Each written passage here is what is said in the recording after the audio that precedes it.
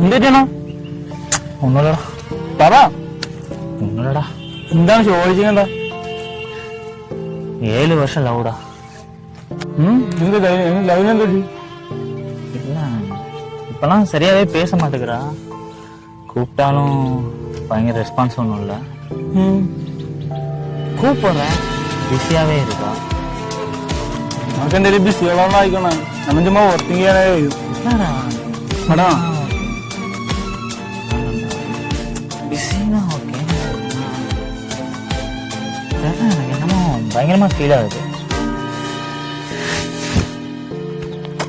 ഇപ്പൊ എമ്പിള്ളാരായിട്ട് ഓർത്ത് ഷോ അടിക്കാണെങ്കിലുണ്ടല്ലോ, ലൈഫിൽ മൊത്തം ഷോ അടിക്കാനാണ്. உனக்கு புரியாதுடா அதெல்லாம். 7 வருஷம் லவ்டா. അണ്ണാ അങ്ങനെയൊന്നും ഇല്ലണ്ണാ. എന്നാ ഒരാളിൽ അഡിക്റ്റ് ആകുന്നിടത്താണ് ഈ പ്രശ്നം ഉണ്ടാകുന്നത്. എന്നാ അത് വിട്ട് എന്നാ മൂവണാണ്. എന്തോ പുള്ളിക്കാരുടെ സ്റ്റേജ് എന്തോ பேசுறா.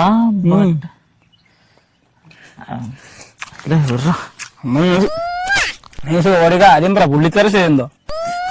அவதான் மெசேஜ் பண்றான்னு நினைக்கிறேன். എന്താ എന്നിട്ടാണ് മെസ്സേജ് അയക്കണമല്ലോ. ஆமாடா, அவதான்டா மெசேஜ் அனுப்பியிருக்கா. ഞാൻ ഈ ടെൻഷൻ ചെയ്യണം. வாய்ஸ் மெசேஜ் அனுப்பியிருக்கேன்.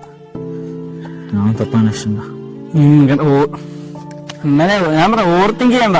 അങ്ങനെയൊന്നും ഉണ്ടാക്കില്ല. സെറ്റ് ആവില്ല ചേട്ടാ. ഒത്തിരി പറഞ്ഞു നോക്കി, എന്നിട്ട് സെറ്റ് ആവില്ല. நான் சொன்னேன்ல, നമുക്ക് நான் சொன்னேன்ல. അണ്ണാ അങ്ങനെയല്ല അണ്ണ, நான் நினைச்சேன் இப்ப கழட்டி விடுவான்னு நினைச்சேன். അണ്ണാ അങ്ങനെയല്ലണ. പുള്ളിക്കാരിക്ക് എന്തെങ്കിലും വീട്ടിലാ എന്തെങ്കിലും എന്തെങ്കിലും അണ്ണ അങ്ങനെ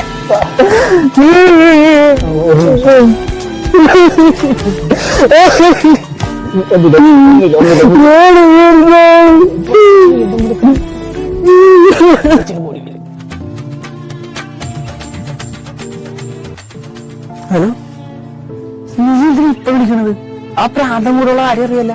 ഒന്നാമത് അവന് ബ്രേക്കപ്പ് ഒക്കെ ഇട്ട് പണ്ടാറടങ്ങിയിരിക്കണ സമയത്ത് ചൂടായതല്ല പൊന്നെ. ഞാൻ രാത്രി വിളിക്കാൻ നിന്നെ പറയാനുണ്ട്, കുറച്ച് കഥകളൊക്കെ പറയാം. ആ രാത്രി വരാം.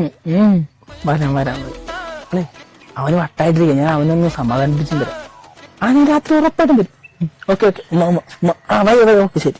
ഇടന്നാ വിഷമിക്കാതാ. എവിനെയും പിടിക്കെല്ലാം പറഞ്ഞായിരുന്നു.